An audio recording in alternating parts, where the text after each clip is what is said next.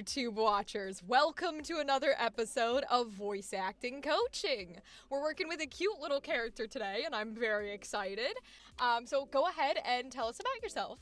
Hey everybody, I'm Leo. I don't have too many platforms that I'm on that I can share, but I am happy to be here and I'm happy to be with the lovely Rachel. I'm gonna have you just read the line of dialogue, not perform it, just read it for us. And then I want you to tell us a little bit about the character you created, the scene you created, and those three adjectives for their personality. So go ahead and do that for us. Right, sure. The line is, if I knew we were going to hunt real ghosts, I never would have joined this crew. So the character for this, her name is November, and her three personality traits are annoying. So when I created this character, I wanted her to have a pretty high-pitched voice like this. So I wanted her to have an annoying voice. I did want her to be smart because she needs to have some kind of baggage with a voice like that. And I wanted her to be very nice or empathetic with her, I guess, Ghostbuster squad. Really like the adjectives you chose for this character's personality because the first one you put on the top is annoying, and I adore when you create characters and you give them a little character flaw. The more flaws versus good things they have, the more relatable they are, the more human they are. So we're gonna play with annoying beyond belief, and I'm excited for that one. And then I like smart because it sort of balances out the idea of like, well, she's annoying, but also she does kind of have a point. Like she knows what she's doing. She's not just annoying because she's an idiot. So I think that's good. And then empathetic we want because even if we hate her a little bit, we gotta love her a little bit. So like, gotta be a little bit of both. Whenever you're ready, perform it for us. If I knew we were going to hunt real ghosts, I never would have joined this crew. What would you say is sort of what she's feeling in this moment or what runs through your head when you do that dialogue? I know our so-called annoying character is very annoyed. And when I was like thinking of the scene, I wanted her to kind of like just be along for the ride and she had no idea what she was like getting into. And they're like, well, you can't back down now. And she's like, well, if I would have known, I sure would have. So that was kind of like the scene that I'm thinking in my head. She's pretty annoyed about it. So let's develop a few things about this scene, about this character, and especially about the other people that are with your character in the scene. What kind of crew what do they do exactly? I wanted them to be like kind of like friends, I guess, but mainly like classmates. And I don't know, we'll just say like there's something happening around town and somebody guys it's like we should investigate. So their crew is like classmates slash friends kind of thing. Taking the situation in their own hands. Okay, all right. So, kind of classmates, kind of friends, right? Enough friendly wise that she would agree to go. Even under the pretense that she might not believe they're hunting like real things because maybe she doesn't believe in ghosts. She is with her friends. She sort of agreed to go with them on this kind of stupid expedition, right? To go discover whatever is occurring. I want you to pick one friend in particular. I want it to be the person who directly asked her to join them, going to seek things out. And whoever that person is, I want you to determine for yourself how close you are with this person. Did you just become friends with them a week ago? Are they like someone you've known since kindergarten? So whenever you're ready, give it a shot. If I knew we were going to hunt real ghosts, I never would have joined this crew. Yeah, Ooh. she has a bad attitude. Okay, I was gonna say the attitude changed, right? It went from like, I'm annoyed about this to like, you suckered me in to doing this, you little shit. So tell me about this person that you're talking to. So I thought of like, I guess a guy best friend, Okay. and we'll say they're neighbors. So Yeah. they've known each other for a long time. They're neighbors, and he banged on her door, and he's like, "We got to do this. Oh, Why would I no. have to go? Because you're supposed to be there for me." And that's why she said it with the attitude. I want to develop this a little more. So now we know who you're talking to. I want to develop what exactly you guys are going to investigate or to figure out, whatever the premise is. So, what kind of thing do you think occurred that he's dragging you into? Is it a murder? Is it a mystery? Is it a house that has ghosts? What's happening here? So, kids, young kids, Yes. are going missing. Ooh. Yeah, young kids are going missing. Like some of the younger siblings of the classmates Okay. are going missing, and we'll say the adults are like no help at all. So And are they kids your age or a little younger than you? younger kids. Is there any indication or rumors on what they think is happening? I want to say yes, yes and Okay. no, because nobody's gonna think like a ghost did it. Right. But we'll say there's just like a ghost story, I don't know, surrounding by a house and everything. Okay. And I don't know, we'll say like kids are last seen around the house before they disappear or I something. love this. Okay. There's a house that has like a legend or a tale of like this kids go missing inside of it. Whether it's ghosts that trap them forever or whatever the case is, they go missing. They go in and they never return. Let's give your friend a name. What do you want his name to be? Oliver. Okay, so your friend Oliver, who you've known for a long time, you know, he knows that kids are going missing. They think it's related to this legend of the house. So Oliver has come to you, has essentially knocked on your door and been like, we're gonna go investigate the old house. We're gonna try and save these kids. Do you believe in the legend? No. Let's say that this line is taking place maybe while you guys are in the house. So he's already managed to drag you here to get you to investigate, to try and figure this out, right? And then at some point, something crazy happens in this house and you sort of yell this line at him or say this line to him, okay? I'm gonna assume we're running away. Are we like running away from what's happened? Yeah, let's go for it. You're running away from like big scary ghost thing. If I knew we were going to hunt real ghosts, I never would have joined this crew. It's not only like, I didn't believe this, you dragged me into something stupid. It's also, no, they're not supposed to be real. This wasn't supposed to happen. It's supposed to be fake. Do you think November thinks that people are using this legend to as like a cover up, or do you think it just is kind of nothing to do with it? If November is smart, I feel like, I mean, I don't know, we just seen a real ghost. So True. wouldn't that just kind of solidify, yeah, this ghost might be taking kids. I would think if November didn't like believe in ghosts at first, or like she didn't think like a legend is just a legend. Mhm. Yeah, she would probably assume, okay, they're just using ghosts as a cover up. So that's why adults are acting sorry and the kids are still missing. I want you to almost experience the moment of, uh-oh, that's a real ghost. So we'll give you a little context. Let's say you're in this house and you believe in the moment before you say this dialogue that there are probably real people in here. You need to be a little careful, right? There aren't ghosts. And then you see in front of you something that like looks terrifying. I feel like I would see her hand go through and she would like do that whole, like that Yes. cartoon Back moment and of, forth. Yes. If I knew we were going to hunt real ghosts, I would have never joined this crew. If I knew we were going to hunt real ghosts, I never would have joined this crew. What I wanted to happen is for the word real to get punched, to get emphasized, to be the thing that we heard as a listener, because that's the key phrase here, right? The key turning point in your character is these aren't real, these aren't real, these aren't shit, they're real. So we want to live that experience with you. So that's the word we kind of want to focus on and we really want to punch forward. Besides the word real, if you had to pick any other words in this piece of dialogue that should be emphasized, should be the things that we hear when we listen to you, what words would you pick?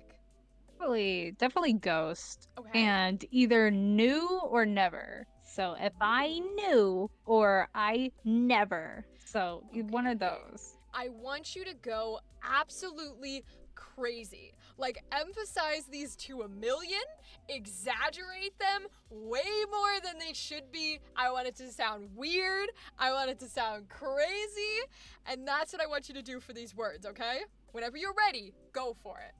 Okay. If I knew we were going to hunt real ghosts, I never would have joined this crew. Great. Even crazier. Even crazier. I want it to be Even weird. crazier.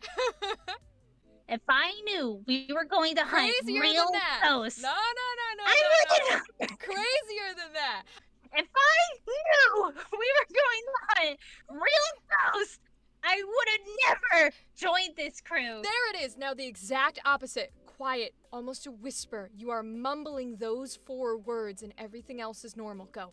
If I knew we were going to hunt real ghosts, I never would have joined this crew. Even softer, apathetic even, as if you don't care. If I knew we were going to hunt real ghosts, I never would have joined this crew. Excellent. Now just do it. Don't think about it. If I knew we were going to hunt real ghosts, I never would have joined this crew. The reason why I have you do that and you go crazier and crazier and then softer and softer, and then I tell you to just do it without thinking, is because what we're trying to do for your brain is break out of the thing you said earlier, which is, oh, I don't want to read it the same way. Forcing your brain to go, that's too much, that's not enough, I don't know what to do. And so it settles when you do it without thinking on the in-between. Because it knows this is too much and it knows this isn't enough. So it subconsciously is going to pick something in the middle where you are emphasizing the right words and getting the right sort of energy and tone without meaning to. After I made you go crazy and after I made you do the quiet one and I told you to just go for it, all of a sudden this line of dialogue, almost instinctually, it was like a bit of a whispered anger versus what we might assume and what you were doing a little bit towards the beginning where it was like, I'm annoyed and I am angry and this is how I talk. It was a bit more like, I'm gonna strangle you when we get home. Like, the attitude that she has and the genuine upset and anger and frustration was coming through, and it especially changed and coded that last sentence, which was, I never would have joined this crew. Because when you'd been doing the line earlier, the I never would have joined this crew was very like, I never would have joined this crew. It had a lot of energy. It had a lot of emphasis. It had a lot of attitude that was very vibrant and very forceful. This time around, that line turned into something that was way more internal and way more like you were talking to yourself almost. None of these versions are incorrect or correct or right or wrong, right? It's just different ways that we can do the dialogue and we can play with the character. Is there anything that you can think of that you want to work on, whether it's vocally, whether it's pattern-based, whether it's emotion, when it comes to this character? Do you have any ideas? I don't want to sound flat. That's my biggest thing. I always feel like I sound flat. I sound like monotone. My annotation is just awful. So I do definitely like this because I actually get to have feeling in my voice. But that is one thing that I really always wanted to work on. It's just I don't want to sound flat whenever I do something. So I don't want anyone to be like they could tell I'm just reading off a script. I want to, like earlier, I want to have like some energy, some emotion in my words. I want to do my favorite exercise, which I do a lot, so folks who stay with us for a while in this series will know this. I want you to do this line of dialogue in the exact way you think it should not be done. I want it to be opposite of whatever this character is, whatever she embodies, whatever she's feeling, whatever her entire personality is. Do the opposite. Whatever you think is wrong and incorrect for this character and this line specifically. So whenever you're ready, give us the weird, icky, wrong version. If I knew we were going to hunt real ghosts, I never would have joined this crew. Give me even more. I want it to be wronger. If I knew we were going to hunt real ghosts, I never would have joined this crew. I like this energy though of the opposite of her would be someone who's really enjoying this moment and is actually really secretly excited that this all is happening. So maybe this line that she's saying is kind of like a front because she has an image to keep up, like she doesn't like things. I want you to go crazier. I want you to be as excited as possible. Even if it's like, this doesn't make any sense, why would she say this if she's enjoying what's happening? That's the point. If I knew we were going to hunt real ghosts, I never would have joined this crew. I like when you feel the opposite of what you're supposed to be doing, because then it'll make it a little easier to hone in to what feels right and what you, in quotes, should be doing for your version of this character.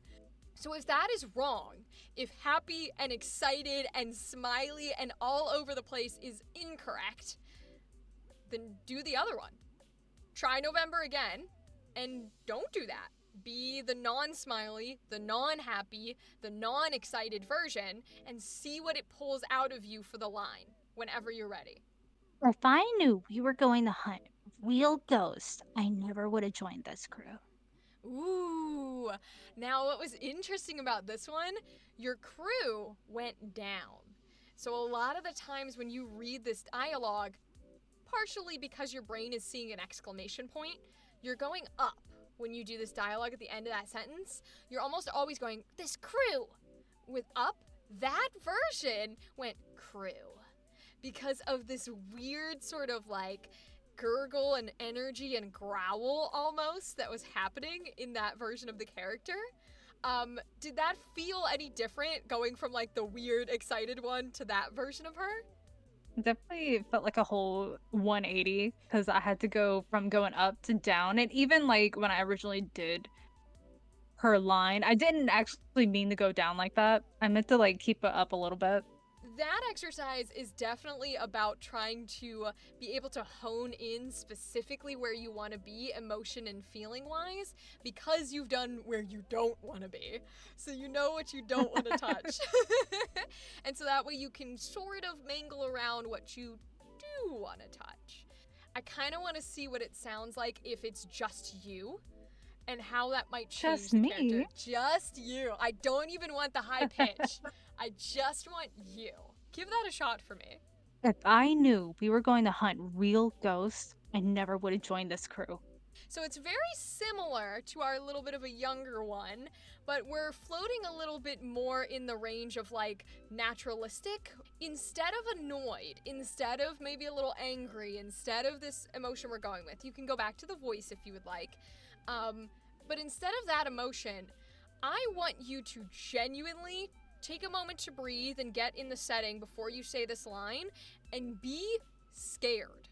As if you saw the most terrifying thing you've ever seen in your life, and this is no longer, dang, I wish I wouldn't have done this. And it's, nope, I can't do ghosts. No, type of energy.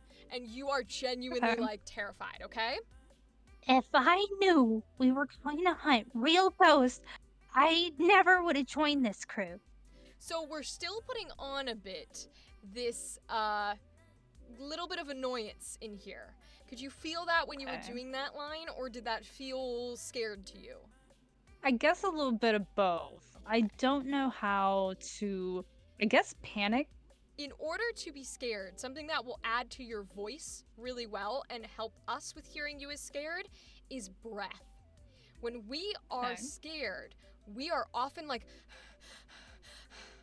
it is no longer quiet breathing. It is loud, it is voluminous, it is long, deep, and or short and quick. So you can either do the style breathing, or you can do like the style. Either one will work, but it needs to be loud. It is okay if that changes the pacing of your dialogue. So if somewhere in the middle of this piece or halfway through or at the beginning you need to go, if I knew, right? Like if you need to throw that in there and stop some of these words, go for it. But add in that type of breath and see if it adds to hearing fear. If I knew we were going to hunt real ghosts, never would have joined this crew. Did that feel a little different in that performance? How do you think it changed it a little for you? Like, was it easier, harder? Was it, did it help you get in tuned a little bit with that fear versus annoying? Did it make that difference clear? It definitely did. So it definitely added to it on our end, right? The breathing always helps. And I think it's also doing a good job of breaking up the pacing a little bit of this line, which can be helpful in not repeating it the same way. So I want you to keep with this big breath, like loud, audible style narrative. But I want you to almost slow it down, like the line, even further. So take moments where you're like breathing and looking, and then say a piece, and then look again, and then say a little bit more. Take that moment to give us time to listen to you and see if it changes it. If I knew we were going to hunt real ghosts, I never would have joined this crew. Yeah, there we go. Slowing it down helps us be in the moment with you and really feel sort of the emotions that you're feeling as well. Did that change it at all for you? What did it kind of make feel a little different? So I know that I definitely had to kind of like emphasize on my words because I do have to slow it down. So that was a little different for me. Absolutely, right? It changes like the emphasis and the fact that because it's slowing down, we really want to hear specific words and tones coming from you. Hello, YouTube video watchers. That is the end of voice acting coaching. I will have our lovely guest tell you once again their name, and if they have any links, it will be in the description down below. Good night, everyone. I'm Leo. Thanks so much for having me, Rachel. I did have a really fun time tonight, and this definitely pushed me in a step out of my little zone that I really needed. So I actually ended up having like so much fun.